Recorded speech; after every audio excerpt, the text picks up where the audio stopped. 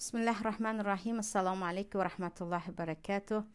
عزیزان، امروز همراه شما درباره مهمترین مسئله های قربانی صحبت میکنم، آن هم خیلی به شکل مختصر. و از اینکه عید قربان نزدیک است و بعضی از مسئله های نارفشان برای بعضی خواهر و برادران است، من هم خواستم کوتاه باشد هم درباره 10 مسئله مهمی قربانی که باید هر یک ما و شما بدانیم یک صحبت همراه شما داشته باشم. اولا عید اجر و ثواب قربانی. نفرانی هستند که گمان میکنند مقصد از قربانی فقط خوردن گوشت است، مهمان کردن مردم با گوشت است، که بر علا میگویند چی لازم اینقدر پول صرف کرده گوسفند کشتن و گاو کشتن. بروید از بازار گوشت بخرید، از قصاب گوشت بخرید، همین کفایه هست. یعنی چرا مخصوص حیوان میخرید، علل خصوص در تاجیکستان که امروزها خیلی نرخش بالا هست و شما خودتان را به این مشقت گرفتار میکنید، در حالی که مقصد از قربانی حتما باید بدانیم که گوشت خوردن نیست. مقصد از قربانی صاحب شدن، نائل شدن بر رضایت الله یگانه هست. الله درباره قربانی میگویند لا ینال الله لحومها ولا دماؤها ولکن یناله تقوی منکم. اصلا از آن قربانی که شما میکنید هرگز نه گوشتش و نه خونش به الله میرسد. این تقوای شما هست که به الله میرسد، این تقوای شما هست که مقصد از قربانی شما هست.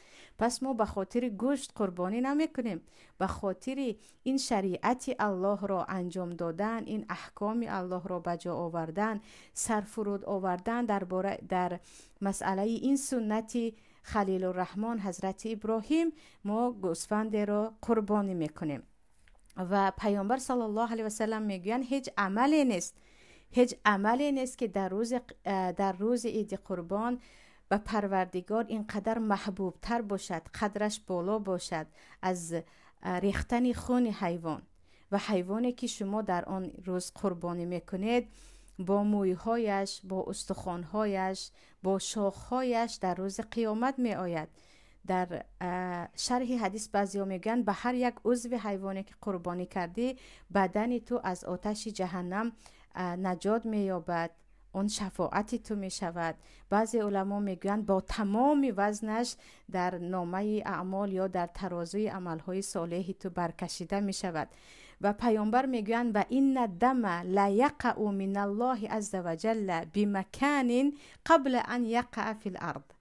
و خون حیوان پیش از اینکه به زمین بریزد در نزد پروردگار قبول می شود. سبحان الله. حیوانی که تو برای ریزانیدن خون آن به خاطر الله روز عید قربان خریدی و میکشی یا قربانی میکنی، پروردگار آن را پیش از ریختن خونش، چکیدن خون آن به زمین است و قبول میکند. فتیبو بها نفسن، در دوامش میگویند پس به خرسندی قربانی را انجام دهید که اینقدر یک عمل بزرگ انجام میدهید. یعنی قربانی عزیزان در ما باشد که به گوشت سیر شدن نه و به گوشت سیر کردن نیست، نائل شدن بر رضایت الله یگانه هست. مسئله دوم درباره شخصان شرایط داره که قربانی نمی کنند. در ما حدیث در مسند امام احمد است که پیامبر صلی الله علیه و سلم میگویند من وجد ساعتا فلم یضحی فلا یقربن مصلانا. کسی که شرایط دارد قربانی نمی کند به مسجد ما نزدیکی نکند. برای همین در مذهب امام ابو حنیفه رحمت الله علیه و در قول بعضی از علما مثل شیخ الاسلام ابن تیمیه، کسایی که شرایط دارن حتما باید قربانی کنند، قربانی نکردن گناهکار میشوند. چون پیامبر گفتن صلی الله علیه و سلم به مسجد ما نزدیکی نکنید شما، یعنی کسایی که شرایط دارید قربانی نمیکنید. اما بقیه دیگر علما میگن نه، مقصد از این تهدید فرض بودن نیست، یعنی کردی ثواب کلان میگیری، نکردی گناهکار نمیشوی است. یعنی سنت مؤکده است قربانی. برای همین بعضی از صحابه ها مثل حضرت ابوبکر بعضی سالها نمی کردن تا که مردم این را همچون فرض قبول نکنند. پس عزیزان، مسئله کسایی که شرایط دارید، چون پیامبر صلی الله علیه و سلم گفتن فتیبو بها نفسن، به خرسندی قربانی کنید. واجب است یا نیست، نکنم گناهکار نمیشوم، گویان این طرف اون طرف نرفته، بخورسندی که چقدر این عمل شما ثواب دارد. اما یکی کسی نکرد، بین علما مسئله اختلافی است که بعضیا میگن شرایط داری و نکردی گناهکار میشوی، بعضیا میگن نه، این سنت مؤکده است که پیامبر صلی الله علیه و سلم هر سال میکردن و یکی نکردید گناهکار نمیشوید. مسئله سوم مسئله صدقه کردن به جای قربانی هست. این یک وبای شاید باشد یا یک وسوسه شیطان های دوپایه هست که در جامعه ما هر عملی که عبادت است وقتی کردنی شده یک نفر سر میبرارد که نه بجای این خیر کن، نه بجای این صدقه کن. وقتی حج رفتنی هسته چند نفر پیدا میشوند بجای حج کردن تو راه بساز، مکتب بساز، به همسایه بده. وقتی که شما قربانی کردنی هستید همسایه بیمار داره چرا قربانی میکنی؟ یعنی اینها مخصوص گویا که برای پیش راه عبادت را گرفتن این را انجام میدهند. تمام علما اتفاق هستند که بهترین کار در روز عید قربان صدقه نیست، قربانی کردن است.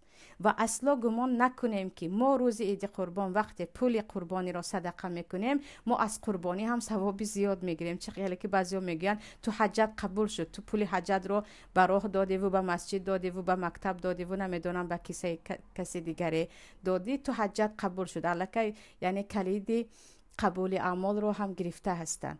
گپای دروغ است عزیزان. وقتی که شرایط داری قربانی کن. اصلا صدقه در روز عید قربان که من پول قربانی را دادم قربانی هم قبول وجود ندارد. قربانی بهترین عمل هست در روز عید قربان. اگر گفتید من پول قربانی داشتم یک نفر همان روز اگر من پول ندهم میمرد برای همین دادم این مسئله دیگر است که این گونه حالت ها شاید هیچ وا نخورد در حیاتمون. اما مخصوص به خاطر از قربانی گریختن دختری قنبغل دارم به او میدهم، پسر دانشجو دارم، همسایه دارم به او میدیم، از دیگر پول به او بدهید. یعنی چرا همین عبادت وقتی که آمد ما این طرف و اون طرف بهانه میجوییم؟ این درباره با پول قربانی صدقه کردن بود که نه از صدقه قربانی بالاتر می ایستد و اجرش بالا هست و اصلا به این طرف و اون طرف نباید متردد شویم یا که شک و شبهه کنیم. مسئله دیگر پول قربانی را به کسی دادن و از او طلب کردن که از نام من قربانی کنی یا به تاجیکستان فرستادن اگر شما بیرون از وطن هستید یا از داخل تاجیکستان به یگان جای دیگر هست. عزیزان از نیت های ما الله خودش با خبر هست و اگر شما پولتان را از این دولت برای قربانی به دولت دیگر فرستادید فقط به خاطر اون که قربانی به ارزان تر بیافتد، یعنی مقصد شما فقط همین است که در جایی که زندگی میکنید حیوان قیمتتر است، شما میخواهید به ارزانی این عبادت را انجام دهید، خودتان میدانید و الله میداند که این کار فقط یک نیرنگ است. یعنی مقصد این است که همین عبادت رو فقط از سرم ساقط کنم شد، پول من زیادتر نرود. خیلی که مثلا در روسیه $70 باشد و در مثلا اروپا $500 باشد، نه من حتما در روسیه قربانی میکنم برای اینکه $430 در کیسه خودم میماند. این گونه نیت ها باشد. یعنی این یک نمود نیرنگ است و در عبادت ها این گونه نیرنگ ها جایز نیست. و حدیث در بخاری است خطا نکنم وقتی حضرت عایشه در دهان خلطچه هایی که از آن صدقه میکردن میبندن، پیامبر صلی الله علیه و سلم میگن تو این گونه نبند که الله هم میبندن. یعنی این گونه نیرنگ نکن، دهانش گشادگی باشد که هرچی زیاد به آن جای بشود. و همین گونه با مقصده که من به تاجیکستان میفرستم که آنجا ارزان تر است یا به جای دیگر است، این یک نیرنگ است که خودمون هم میدونیم چرا این رو کرده ایستادیم.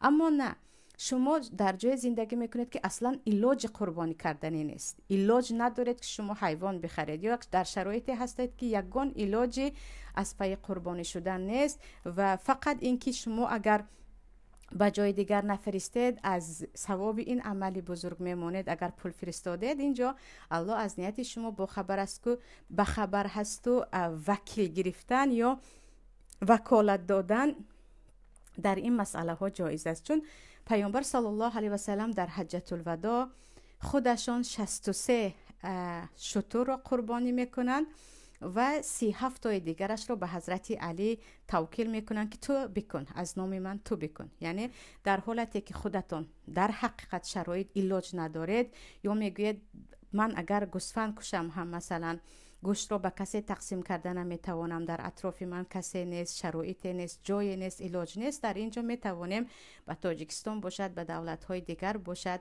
یا قنبغل ها در آنجا زیاد هستند و آنها زیادتر استفاده میکنن، این گونه نیت داشته باشیم انشاءالله بوکه ندارد. مسئله پنجم عزیزان، مسئله حیله و نیرنگ در قربانی هست. یعنی در سوره بقره الله میگوید ولا تیمموا الخبیث منه تنفقون ولستم باخذی، یعنی چیزی که خودتان نمیخواهید و یگان کس به شما بدهد، چشمانتان رو پوشیده به یک عذاب میگیرید، آن رو به دیگران صدقه نکنید. یعنی در مسئله انفقوا من طیبات ما رزقناکم و مما کسبتم من الارض میگوید الله، یعنی چیزهایی که از طیبات، از بهترین چیزها شما صدقه کنید.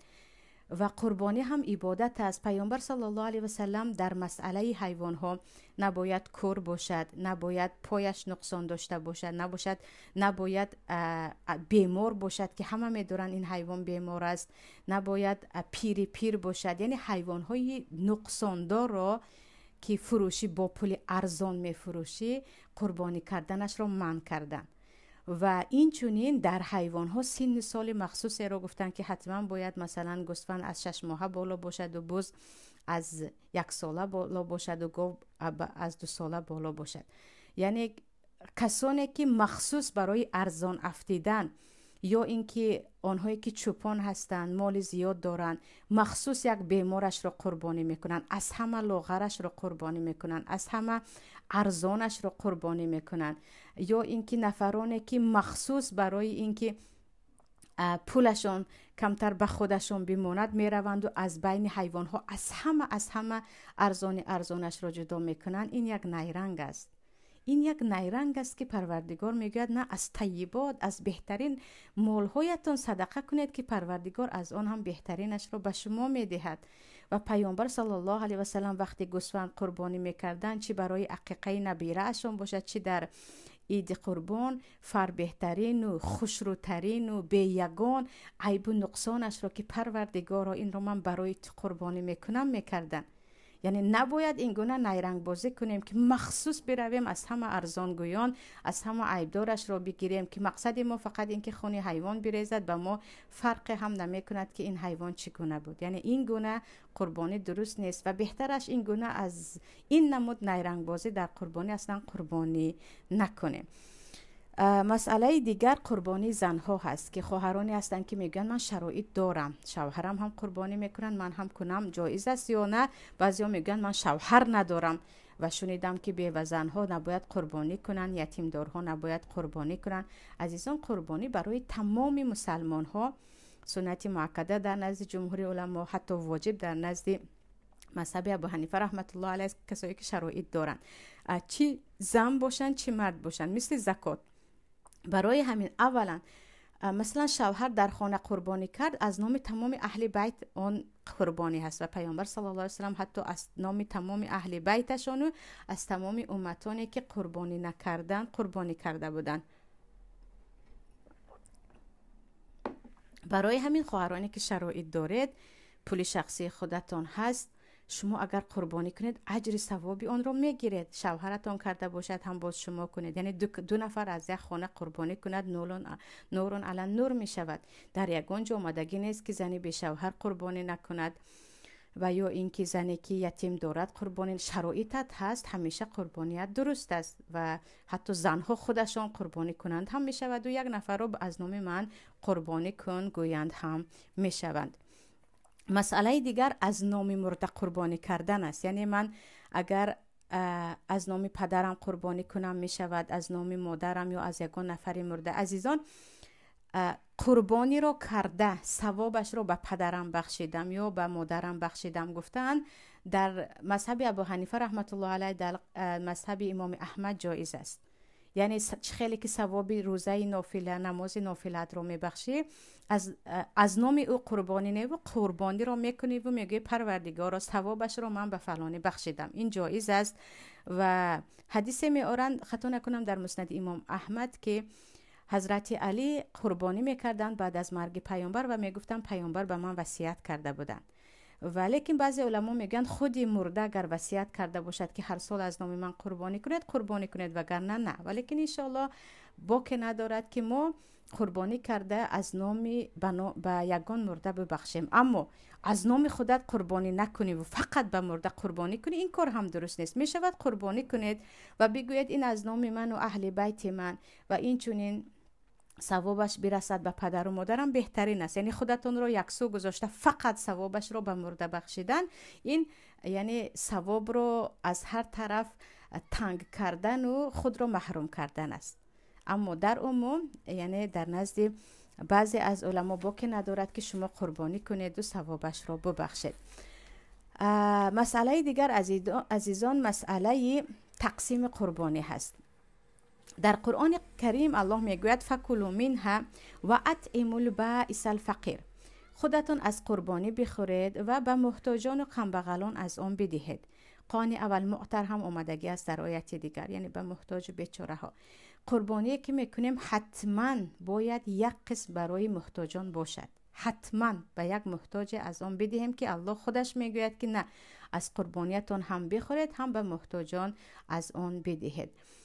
و اگر فقط خودمان خوردیم اینجا مشکلی ایجاد می شود، برای اون که ما گفته الله را نکردیم که گفت هم خودتان بخورید هم به دیگران علل خصوص محتاجان بدهید. برای همین حدیث در صحیح بخاری هم هست که پیامبر صلی الله علیه و سلم به سه تقسیم کردن، گفتن فکلوا و اطعموا و ادخروا، بخورید به دیگران بدهید و ذخیره هم کنید. یعنی از قربانی که هست حتمی نیست که سه قسمی برابر کنیم یا دو قسمی برابر کنیم، نه، حتمی این است که یک قسمی از آن، حالا چه قسمی مشکل ندارد، از آن کمبغلان باشد. یعنی کمی کم هم نه و زیاد هم نه، از آن کمبغلان باشد. بقیه رو میتوانیم با خویش و تبار همان روز عید و چند روز عید بخوریم و مقدار از آن هم ذخیره کنیم. اما همش رو ذخیره کرده به یگان کس ندادن این اصلا درست نیست. اما گفتید همش رو من صدقه میکنم، ثوابش خیلی زیاد است، یا همش رو میپزم و با خویش و تبار و البته با کمبغلان هم تقسیم میکنم، این هم درست است. اما فقط من به یگان کس، یعنی به یگان کمبغل ندادن، این کار درست نیست. مسئله دیگر عزیزان وقت قربانی هست. وقت قربانی، بعضی نفران هستن که میگویند من یکم روز عید قربانی نکردم و با همین دیر شد.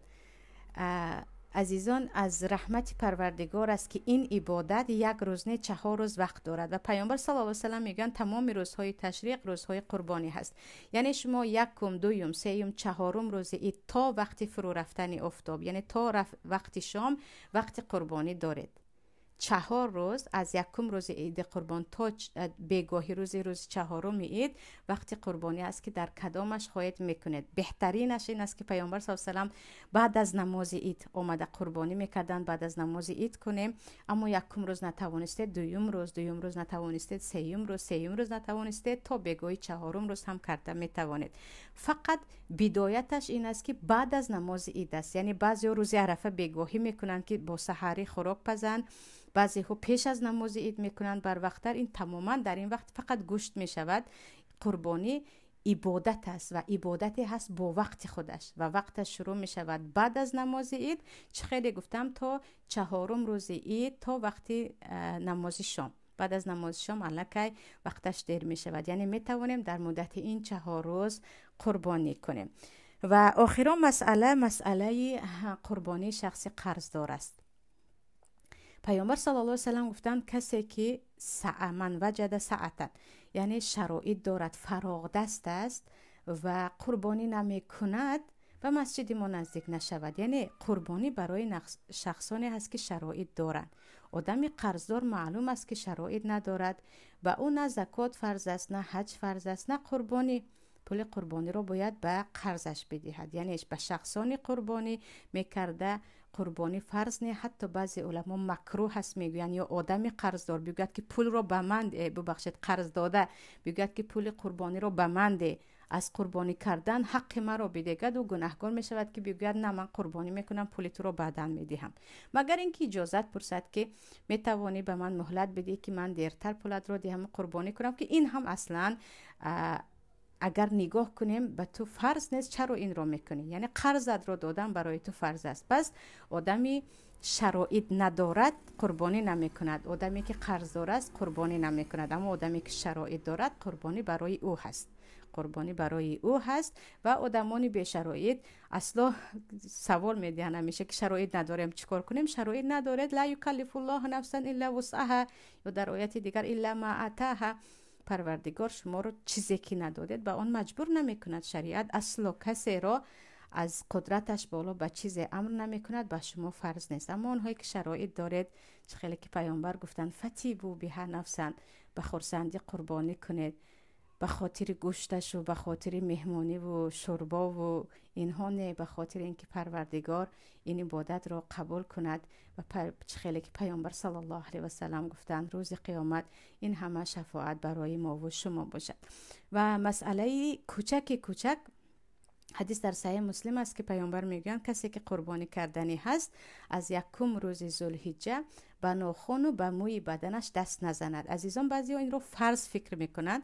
این فقط یک مسئله مستحب است، یعنی کسایی که قربانی میکنند به ناخنشان و به موی بدنشان دست نمیزنند تا وقتی قربانی کردن که به هر یک اعضای بدنشان انشاءالله از آتش جهنم برای خلاص شدن با سبب اون قربانی. بعضی علما میگویند برای همچون یک تقلید یا گفتیم حس کردن حاجیانی که خوش به حالشان در این روزهای مبارک در حج هستند که آنها بعد از احرام به ناخن و به مویهای بدنشان نباید دست بزنند. یعنی کسایی که قربانی کرده در این 10 روز به موی بدن و به ناخن دست نزدن، این سنت است یا گفتیم مستحب است. یکی دست زده باشید گناهکار نمیشوید. قربانیتون رو با دل پر انشاءالله کردن گیرید وقتی که برای رضایت الله هست، انشاءالله پروردگار قبول کرده باشد. بود عزیزان، مسئله های مهمی که گمان میکنم درباره قربانی باید بدانیم که هرچی توانستم کوتاه‌تر برای شما گفته گذاشتم.